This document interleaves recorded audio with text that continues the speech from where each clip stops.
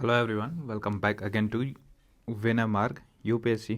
Right, इस time पे अभी हम लोग जो है यूपीएससी सीडीएस एग्ज़ाम्स का जो प्रीवियस ईयर क्वेश्चन है वो डिस्कस कर रहे हैं हम लोग। ठीक है, आई होप कि आप लोग बाकी सीरीज़ को फॉलो कर रहे हो। इसका मेन मोटिव है पीवाईक्यू से एफवाईक्यू सीरीज़, ये इसका नाम ही है। मतलब प्रीवियस ईयर क्वेश्चन कैसे रेप्लिकेट होता है इन फ्यूचर ईयर क्वेश्चन, उससे है। ऑब्वियसली आप सबको पता है कि प्रीवियस ईयर क्वेश्चन कितने इंपॉर्टेंट होते हैं बाकी जो भी आने वाले एग्जाम्स के लिए, जिसमें जैसे हायर सक्सेस रेट मिलता है। मतलब most of the 45 to 50% of question जो है प्रीवियस ईयर क्वेश्चन इंस्पायर्ड होते हैं। ठीक है, तो ये डायरेक्ट आपका टाइम सेविंग भी करेगा इन एग्जाम्स।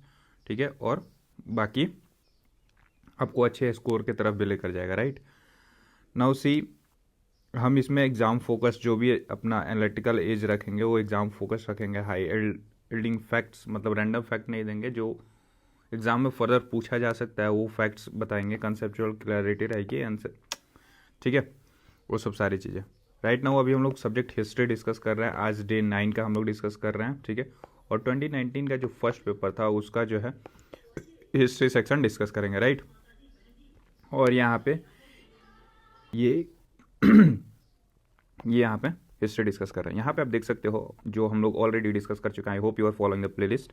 ठीक है, ये देखो, ये जो अभी सीडीएस का डिस्कस कर रहे हैं इसका ऑलरेडी हम लोगों ने इतने सारे वीडियो डिस्कस कर चुके हैं। ठीक है, जियोग्राफी ऑलरेडी हमने सीडीएस का कंप्लीट कर रखा है। ठीक है, 2025 तक। राइट, और आपको पता है कि इस प्लेलिस्ट से सिर्फ मतलब सीडीएस के पीवाईक्यू से जो ज्योग्राफी के 22 क्वेश्चन अराउंड आए थे। ठीक है, 16 या 17 क्वेश्चन आए थे। ठीक है, उसमें से 9 to 10 क्वेश्चन जो है डायरेक्टली पीवाईक्यू इंस्पायर्ड था और हम लोगों ने अपने पीवाईक्यू सीरीज में कवर किया था। स्क्रीनशॉट ग्रुप में अटैच्ड है। ठीक है, आप देख सकते हो टेलीग्राम ग्रुप का लिंक जो है डिस्क्रिप्शन में होगा। ठीक है, डू चेक दैट। और यहाँ पे एनडीए का भी किया है। इवन ये जो प्लेलिस्ट है सीएपीएफ के लिए भी एप्लीकेबल है, यूपीएससी सीएससी के लिए भी एप्लीकेबल है, अदर एग्जाम्स जो भी हैं उन सब के लिए एप्लीकेबल, इवन स्टेट पीसीएस के लिए भी। आई होप कि आप फॉलो करोगे playlist. Okay, now let's start our discussion for today. 2019 का जो फर्स्ट पेपर है उसका हिस्ट्री सेक्शन के सारे क्वेश्चन को डिस्कस करेंगे। राइट, यहाँ पे देखो आप कि जो पहला क्वेश्चन कह रहा है कि Henry T Colebrooke was a professor. किसका प्रोफेसर था वो संस्कृत का प्रोफेसर था। In which of the following institution. इसका राइट आंसर जो है फोर्ट विलियम कॉलेज। ठीक है, जो हेनरी टी, अब देखो बोलोगे कि ये तो मतलब अंग्रेज था, फिर इसका जो है संस्कृत से कैसे ये प्रोफेसर बना। स्टार्टिंग में जब ब्रिटिशर आते हैं तो सबसे पहला जो है इंस्टीट्यूशनल फ्रेमवर्क को चेक करते हैं। अगर आप किसी जगह को रूल करना चाहते हो तो उसके पहले सिस्टम को अडॉप्ट करो। राइट, ये उनका पहला मेथड था। तो पहले चीज़ें जो है वो देखे कि यहाँ पे कौन से लोग लैंग्वेज को प्रीफर कर रहे हैं, इलाइट क्लास कौन से चीज़ों का है। तो संस्कृत आपको पता था, ब्राह्मणिकल डोमिनेंस था, अपर क्लास वाला सीन। ठीक है, तो उस चीज़ को ये सीखना स्टार्ट किया और धीरे धीरे इसको अडॉप्ट करना चीज़ें स्टार्ट की।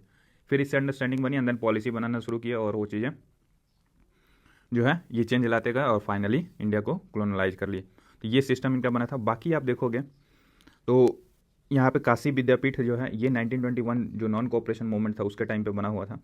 एशियाटिक सोसाइटी आप देखोगे 1784 में बना हुआ था। किसके टाइम पे? तो बनवाया कौन था वैसे? विलियम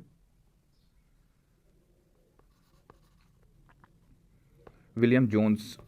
ठीक है, स्पेलिंग यहाँ पे विलियम का देखो है ना। ठीक है, विलियम जोन्स बनवाया था ड्यूरिंग किसके टाइम पे?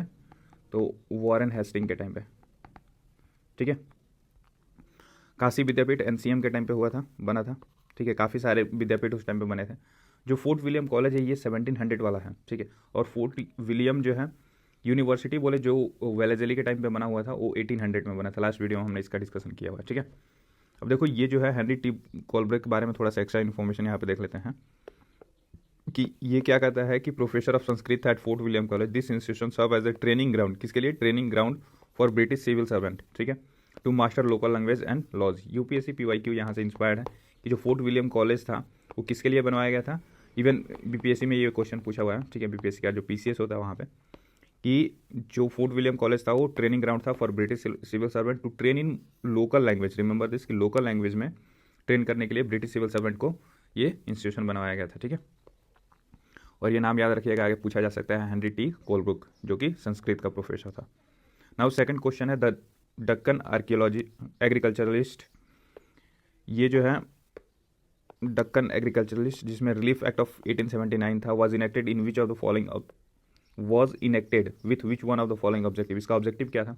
सी, पहले तो एग्रीकल्चर डोमिनेंस लेकर आए हुए थे, ऑलरेडी आप देखे हो कि 1793 में परमानेंट सेटलमेंट, राइट।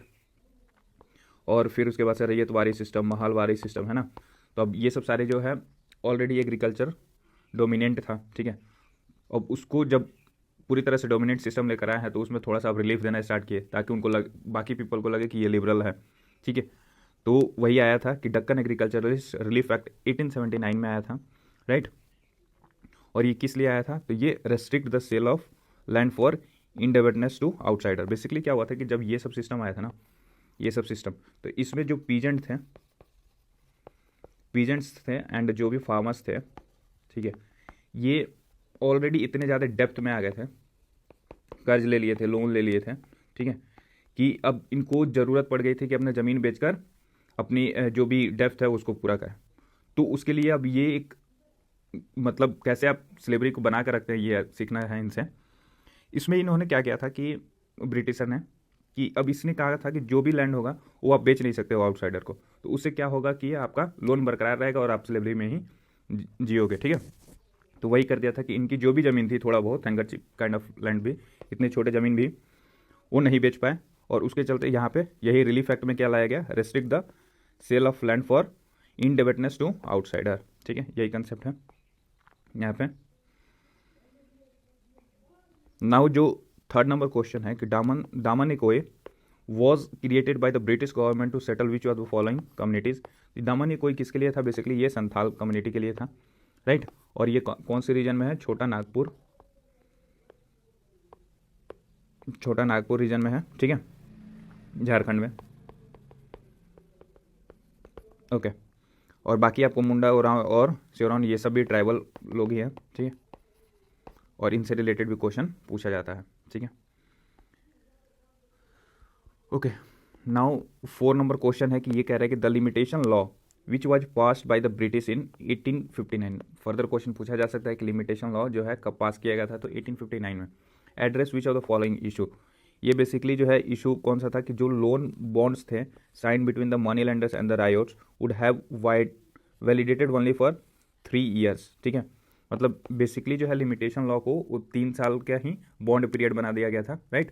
और ये याद रखना है कि 3 साल का ही बॉन्ड पीरियड था। यहीं पे जो भी मनी लेंडर्स थे और राइट्स थे उनके बीच में जो लोन बॉन्ड्स थे वो 3 साल के लिए ही वैलिड होगा, ठीक है, इस चीज़ को ध्यान रखिएगा। यहाँ पे उसी से लिमिटेशन लॉ जो है उसको एड्रेस करने के लिए लाया गया था, right. Who among the following was known during the days of the revolt of 1857 as डंका-सा। 1857 रिवॉल्ट के टाइम पे डंका-सा नाम से किसको जाना जाता था, डायरेक्टली एनसीईआरटी इंस्पायर्ड है, ठीक है।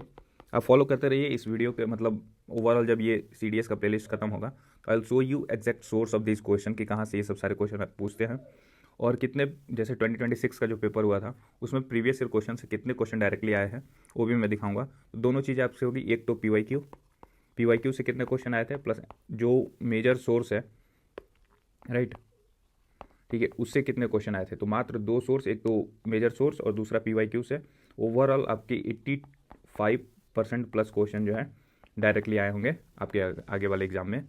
आने वाले एग्जाम में भी ऐसा ही सीक्वेंस रहेगा। तो सो इस दोनों को मास्टर करना बहुत इंपॉर्टेंट है, राइट, ओके। तो रिवॉल्ट ऑफ 1857 से, ठीक है, किसको डंका शाह कहा जाता था, यहाँ पे देखो, यहाँ पे नाम है एक मौलवी अहमदुल्ला शाह, ठीक है, ये अवध वाले रीजन में थे, ठीक है, और इनको डंका शाह नाम से जाना जाता था, द ड्रमर किंग। बेसिकली इनका स्टोरी ये है कि ये जब भी मतलब निकलते थे, ठीक है, रिवॉल्ट के लिए या फिर जो भी चीज़ें हों, जब भी निकलते थे तो इनके पीछे लोग ड्रम बजाते हुए निकलते थे, ताकि जो एक मास मोबिलाइजेशन का कंसेप्ट था ना वो चीज़ें इनके साथ जुड़ जाती थी, तो इसलिए इनको डंका शाह कहा जाता था। और सेम स्टोरी में शाह महल का भी नाम है, नाना साहेब का भी नाम है, टाटिया टोपे का भी नाम है, ठीक है। तो 1857 में देखो टाटिया टोपे जो है नाना साहेब के असिस्टेंट टाइप में थे, सपोर्टर टाइप में थे, ठीक है, इनके कोर्ट में थे। और ये दोनों जो है ये कानपुर वाले बेल्ट में थे, ठीक है। नाउ यहाँ पे ताते तो पे समटाइम्स वहाँ पे ग्वालियर भी दिया होगा, क्योंकि इनका जो लास्ट डेथ हुआ था ग्वालियर में लड़ाई करते करते हुआ था, है ना। तो ये सब सारी चीज़ें हैं। नाउ 6 नंबर क्वेश्चन क्या है कि the summary settlement of 1857 was based on which of the following assumption. तो समरी सेटलमेंट जो है बेस्ड था the taluqdars were interlopers with no permanent stake in the land, ठीक है। कुछ एक्स्ट्रा इन्फॉर्मेशन नहीं है। यहाँ पे देखते हैं कि समरी सेटलमेंट आया कब था, 1856 में आया था। Based on the assumption that the taluqdars were interlopers with no permanent stake in the land. ठीक है, बेसिकली जो है ज़मीन में इनका कोई भी फिक्स अधिकार नहीं था तालुकदार्स का। ठीक है, और यहीं पे ये समरी सेटलमेंट का कंक्लूजन निकलता है कि आपका फिक्स स्टेक नहीं रहेगा, कुछ हिस्सा ले सकते हो आप, ठीक है, लेकिन आपका परमानेंट स्टेक ज़मीन में नहीं होगा। नाउ सी 12 नंबर क्वेश्चन कह रहा है कि which amongst the following organize who among the following organize the all India scheduled caste federation. तो all India scheduled caste federation जब बनाया गया था, तो फेडरेशन जब बनता है तो मल्टीलिंगुअल चीज़ों को एक साथ जोड़ के बनाया जाता है ना। और इसके फाउंडर जो है वो कौन थे, BR अम्बेडकर थे। ठीक है, देखो वी रामास्वामी पेरियर बोला जाता है इनको। तो इनका क्वेश्चन ऑलरेडी UPSC 2025 में क्वेश्चन पूछा हुआ है। ठीक है, ज्योतिबा फूले आपको पता है कि क्वेश्चन इनसे काफ़ी बार पूछा जाता है। ठीक है, एक नाम है MK करुणानिधि, ये नया नाम है, अगर आप सर्च कर सकते हो तो कर लेना, बट बाकी मुझे लगता है कि 2 इन्फॉर्मेशन है तो ये ईजी है। ठीक है, BR Ambedkar, foundation of all India scheduled caste federation to advocate the political rights of backward class. ठीक है, और डिप्राइव्ड क्लास वैसे बोल सकते हो आप। ठीक है, 26 नंबर क्वेश्चन है कि who design the Bombay secretariat in 1870s। तो इसने डिज़ाइन के बारे में पूछा हुआ है। ठीक है, तो बॉम्बे सेक्रेटेरिएट को डिज़ाइन किसने किया था, तो HST क्लियर विल्किंस ने किया था बॉम्बे सेक्रेटेरिएट को। देखो इसका मेजर मोटिव था ना कि मतलब क्या होता है कि अभी भी आप देखोगे कि आपके समाज में या फिर आपके सोसाइटी में जो भी है कि किसी का घर बहुत बड़ा होता है, बहुत विशाल होता है, तो एक ऑलरेडी फियर फैक्टर आ जाता है, ये बंदा बहुत धनिक है, बहुत पावरफुल है, वैसा काइंड ऑफ थिंग। तो जो स्टार्टिंग पीरियड था, ठीक है, ब्रिटिश रूल का और मिड पीरियड, तो उस टाइम पे बड़े बड़े बिल्डिंग बनाए जाते थे ताकि वो फियर हो कि सारे जो कंसंट्रेशन है ना, सेंट्रलाइजेशन ऑफ पावर, वो इस बिल्डिंग के अंदर है और यहाँ से लोग डरे। ठीक है, तो वैसे इमेज क्रिएट करने के लिए यहाँ पे पावरफुल लोग रहते हैं, तो एक पावर फैक्टर क्रिएट करने के लिए यहाँ पे ऐसे बड़े बड़े बिल्डिंग बनाए जाते थे। ठीक है, ये है बॉम्बे सेक्रेटेरिएट का इमेज, आप देख सकते हो। और इसके आर्किटेक्ट कौन थे, हॉनरेबल जो भी बोलो, ST क्लियर विल्किंस। ठीक है, नाम याद रखना। और ठीक है, बस इतना ही है, बाकी नाम आप देख सकते हो, ये PT ठाकुरदास है। ठीक है, और कुछ नहीं है। 27 नंबर क्वेश्चन है कि who was the founder of Mahakali Pathshala इन कलकत्ता। तो महाकाली पाठशाला का फाउंडर कौन थे इन कलकत्ता में, ये बेसिकली थे हर होलीनेस माताजी महारानी तपस्विनी, राइट। वीमेन एजुकेशन के लिए ये पाठशाला कलकत्ता में खोला गया था और इन्होंने खोला था महारानी तपस्विनी ने। Establish the Mahakali Pathshala in to promote the education among women. ठीक है, वीमेन एजुकेशन से रिलेटेड ये एसोसिएशन था और पाठशाला था। नाउ 28 नंबर जो है क्वेश्चन कह रहे हैं कि विच यूरोपियन रूलर, ठीक है, had observed bear in mind that commerce of India is the commerce of the world. Bear in mind that commerce of India is the commerce of the world. He who exclusively command it is the director of Europe. ठीक है, और इसी के लिए जो major European powers थे, Portuguese, Dutch, French, Britisher, right, इन सब के बीच में लड़ाई भी देखने को मिला था। और इस बात को किसने कहा था, Peter the great of Russia, right. Next question है 29 नंबर, द यूरोपियन ट्रेवलर, जिसने कहा था कि a Hindu women who can go anywhere alone even in the most crowded place and she need never fear the important looks and jokes of ideal loungers. मतलब basically strong women की बात कर रहा था उस टाइम पे कि मतलब they are free to go anywhere in the world. ठीक है, और इवन द क्राउडेड प्लेस। ठीक है, और उनको कोई डर देखने को नहीं मिलेगा। ठीक है, और ये किसने बात की थी, FJ डॉबिस। बहुत सारे जैसे साइड वेट पे टेवर्नियर का नाम देगा, बट आई थिंक जो ऑफिशियल आंसर किया है, ठीक है, उसके हिसाब से जो FJ डॉबिस होगा। ठीक है, अब फ्रांसिस्को बर्नियर के बारे में ऑलरेडी हमने देखा हुआ है कि बर्नियर दारासिको के कोर्ट में था, फिजिशियन था। ट्रेवेनियर के बारे में हमने देखा है कि ये डायमंड मर्चेंट था और वो सब सारी चीज़ें। थॉमस रॉय जो है वो जहांगीर के कोर्ट में आया था सबसे पहला, वो ब्रिटिशर वैसे, राइट। नाउ 30 नंबर देखो, who was the author of the book plays and peoples. तो प्लेज एंड पीपल बुक का जो ऑथर था कौन था, विलियम HMC नेल। ठीक है, नाउ 31 नंबर क्वेश्चन है कि which Indian social theorist had argued that the idea of humanised humanism was constructed through the cultural arrogance of the post enlightenment Europe. ये बेसिकली कौन थे, तो ये बेसिकली थे आशीष नैंडी, राइट। नेक्स्ट है कि which of the following is not a change brought about by the Indian independence act 1947। तो 1947 act के थ्रू हम लोग ट्रांसफर ऑफ पावर हम लोग को मिल गया था ऑब्वियसली, चाहे पाकिस्तान और इंडिया में, बट इसमें कौन से चेंज नहीं लाया गया था उसके बारे में क्वेश्चन पूछा हुआ है। तो इसका राइट आंसर है कि the government of India act 1935 was amended to provide an interim constitution. ये एक्ट नहीं हुआ था 1947 में। अपार्ट फ्रॉम दैट जो बाकी चीज़ें, India cease to be a dependency, ठीक है, ये था, क्योंकि उसके बाद भी तो डोमिनियन स्टेटस ही था। बाद में जब 50 में हमारा ओवरऑल जब कॉन्स्टिट्यूशन इनेक्ट हुआ तो वहाँ से हम लोग कंप्लीट इंडिपेंडेंट हो गए, ठीक है। सी ऑप्शन है the crown was the source of the authority till the new constitution was framed. Obviously यही बात मैंने अभी बताया है, ठीक है। ये भी था, ये भी था। The governor general was the constitutional head of the Indian dominion, obviously ये थे। और जो फर्स्ट इंडियन गवर्नर थे, फर्स्ट इंडियन गवर्नर जनरल जो है वो कौन थे? सी राजगोपालाचारी,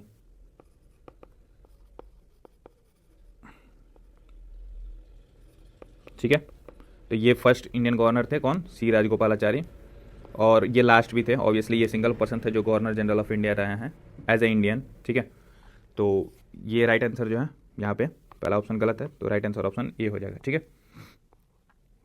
नाउ नेक्स्ट देखोगे तो which Arab scientist could be given the credit of Christianizing the mathematical discipline of algorithm. ये बेसिकली थे अल ख्वारिज़म, ठीक है। अल ख्वारिज़म जो है ये मैथमेटिकल डिसिप्लिन ऑफ एल्गोरिदम को क्रिश्चियनिंग किए थे, राइट, और इनको वहाँ का क्रेडिट दिया जाता है, राइट। चलो नेक्स्ट क्वेश्चन है कि which of the following development took place because of the Kansas Nebraska act of 1854। ये बेसिकली जो है वर्ल्ड हिस्ट्री का क्वेश्चन है रिलेटेड टू। राइट आंसर जो है the Missouri compromise was repealed and the people of Khansas and Nabarksas were allowed to determine whether they should own slaves or not। Right answer option A है, ठीक है। ये USA history के बाद में है, ठीक है, यहाँ पे ध्यान दे सकते हो आप लोग। नाउ 45 नंबर देखो कि which of the following statement about Alladi Krishnaswamy Iyer as the drafting member of the constitution of India are correct, ठीक है। करेक्ट स्टेटमेंट बनाना है। तो एक चीज़ तो क्लियर हो गया कि ड्राफ्टिंग मेंबर जो 7 मेंबर थे उसमें से वन ऑफ द मेंबर जो है वो अलादीन कृष्ण स्वामी अय्यर थे। ऑब्वियसली इसके चेयरमैन आपको पता है कि BR अम्बेडकर थे, बट लेट्स सी अदर यहाँ पे, क्योंकि यहाँ पे अलादीन कृष्ण स्वामी अय्यर के बारे में पूछा हुआ। He favour the role of supreme court in taking important decision related to the interpretation of the constitution of India. बिल्कुल बात सही है कि interpretation of constitution of India, ठीक है, ये कौन कर सकता है? तो सुप्रीम कोर्ट कर सकता है। और इस चीज़ को फेवर किसने किया था? तो अलादीन कृष्ण स्वामी अय्यर, तो इन्होंने किया था, ठीक है। He felt that Supreme Court had to draw the line between the liberty and the social control. ये भी बात सही है कि Supreme Court as a higher interpreter of the constitution ये जो है लिबर्टी और सोशल कंट्रोल के बीच में एक लाइन ड्रॉ करे कि कौन से किस पार्ट में फॉल करता है, ठीक है। ही believed in the dominance of the executive over the judiciary. ये बात गलत है। ऑब्वियसली यहाँ पे ये क्या कर रहे हैं? जुडिशरी को ओवर पावर कर रहे हैं देन एग्जीक्यूटिव, राइट। और जो थर्ड स्टेटमेंट है उसमें कह रहा है कि एग्जीक्यूटिव जो है ओवर पावर है जुडिशरी, ये स्टेटमेंट गलत होगा, ठीक है। He favour the dictatorial form of governance, ये भी बात गलत है, राइट। तो 2 स्टेटमेंट एलिमिनेट हो गया यहाँ पे, ठीक है, और राइट आंसर ऑप्शन ए हो गया 1 and 2 ओनली, ठीक है। 1919 क्वेश्चन जो है 106, इसमें कह रहा है कि in 1921 during which one of the following tours Gandhi ji shaved his head and began wearing loin clothes in order to identify with the poor. Basically कौन सी मोमेंट के टाइम पे या कौन सी टूर के टाइम पे 1921 में जो है गांधी जी अपना सर मुड़वा लिए थे, फिर से वाइट धोती पहनना स्टार्ट कर दिए थे? तो किस टाइम पे था ये? बेसिकली जो साउथ इंडिया का टूर जब कर रहे थे तो ये स्टार्ट किए थे, ठीक है। आपको पता है कि अहमदाबाद, चंपारण, चौरी चौरा ये सब इवेंट जो है बहुत बाद में हुआ था, ठीक है। 21 के टाइम पे साउथ इंडिया गए थे वो, ठीक है, और वहाँ से वो स्टार्ट कर दिए थे। उस टाइम पे उनका अपना हेड वो मुड़वा लिए थे, चश्मा पहनना स्टार्ट कर दिए थे, ठीक है, जो अभी का लुक देखा जाता है। Okay, now next few questions जो हैं। Shimla was founded as a hill station to use as a strategic place for billeting troops, ठीक है, gardening frontier and launching campaign during the course of. Basically देखो शिमला जो है बोल सकते हो कि एक तरह से समर कैपिटल था, और बाकी जब दिल्ली वगैरह या कलकत्ता उस टाइम पे वो क्या था? कि वो विंटर कैपिटल था, ठीक है। और यहीं से बॉर्डर सेफ्टी और बाकी सारी चीज़ें जो है देखा जाता था। ये सब किस टाइम पे हुआ था कि जब ये कैंपेन कर रहे थे एंग्लो गोरखा वॉर में, ठीक है। तो उस टाइम पे शिमला को एक हिल स्टेशन बनाया गया था जिसका यूज़ ब्रिटिशर कर रहे थे as a strategic place for billeting troops gardening frontier and launching campaign, ठीक है, ड्यूरिंग एंग्लो गोरखा वॉर, ठीक है। और ये एंग्लो गोरखा वॉर कब हुआ था? 1815 में हुआ था, तो इस चीज़ को ध्यान रखना है। शिमला उसको हिल स्टेशन बनाया गया था। अब 1850 टाइम के टाइम पे जो गवर्नर था वो कौन था, वो आप देख सकते हो, ठीक है। एक बार इसका गवर्नर का सर्च कर लेना, ठीक है। Which politician in British India had opposed to a Pakistan that would mean Muslim Raj here and Hindu Raj elsewhere। Basically opposition किए थे पाकिस्तान का, ठीक है, डिवीज़न कि मुस्लिम राज यहाँ पे चलेगा पाकिस्तान में और हिंदू राज कहीं और चलेगा, वो सब काइंड ऑफ थिंग्स। तो ये बेसिकली थे सिकंदर हैयत खान, ठीक है। और नेक्स्ट चलते हैं, लास्ट क्वेश्चन होगा आई गेस यहाँ का आज का। देखो कह रहे कि ऑथर और बुक के बारे में बताना है, ऑथर और बुक, है ना। अब इसमें है कि शेखर बंदोपाध्याय, सर्वपल्ली गोपाल, फिर डेविड हार्डीमैन या ज्ञानेंद्र पांडे। इनका जो राइट आंसर है ऑप्शन बी हो जाएगा, यानी कि शंकर बंदोपाध्याय कौन से बुक लिखे थे? From Plassey to partition book Shankar Bandopadhyay का है। जो सर्वपल्ली गोपाला का है वो कौन थे? जवाहरलाल नेहरू के बारे में बायोग्राफी लिखे थे, वो भी वॉल्यूम 1। और डेविड हार्डमियन ये जो है Gandhi and his time and hours, ठीक है, इसके बारे में डेविड हार्डीमन लिखे थे। अब ज्ञानेंद्र पांडे जो है standing of the Congress in youth Uttar Pradesh, इसके बारे में इन्होंने लिखा था, राइट। तो राइट आंसर ऑप्शन बी हो जाएगा, ठीक है। अभी हम लोगों ने जो देखा है ओवरऑल वो ये देखो कि फोर्ट विलियम कॉलेज जो है यहाँ पे 1700 में बना था, 1800 में वेलेजली ने बनवाया था, ठीक है। फिर एंग्लो गोरखा वॉर 1814 से 16 के बीच में ऑब्वियसली 1815 में बना था, ठीक है, शिमला में। नाउ खानसान अवारसा एक्ट यूएसए वाला है, ये हमने 1854 में देखा है। समरी सेटलमेंट कब आया था? 1856 में आया था। द ग्रेट रिवॉल्ट अंका सवाल आप देखे हो 1857 का रिवॉल्ट, ठीक है। लिमिटेशन लॉ कब आया था? 1859 में आया था। बॉम्बे सेक्रेटेरिएट कब बना था? 1870s में बना था। डक्कन एग्रीकल्चरलिस्ट रिलीफ एक्ट कब आया था? 1879 में आया था, आफ्टर डक्कन रिवॉल्ट जो 1875 में हुआ था, ठीक है। लिख देते हैं डक्कन रिवॉल्ट कब हुआ था? 1875 में हुआ था, ठीक है। अब नेक्स्ट जो है गांधीज लायन क्लॉथ्स जो वाइट क्लॉथ्स अपना लिए थे वो कब था? 1921 में in the south India tour और इंडिया इंडिपेंडेंस एक्ट 1947 के बारे में हमने देखा है। आई होप कि आज का इन्फॉर्मेशन आपको काफ़ी सही लगा होगा, ठीक है, और ये वैल्यू एडिशन भी आपके लिए काम आया होगा, ठीक है। Do like share and subscribe for further videos, right, and share your feedback कि इसको और कैसे बेहतर किया जा सके। And thank you for watching, right, thank you so much.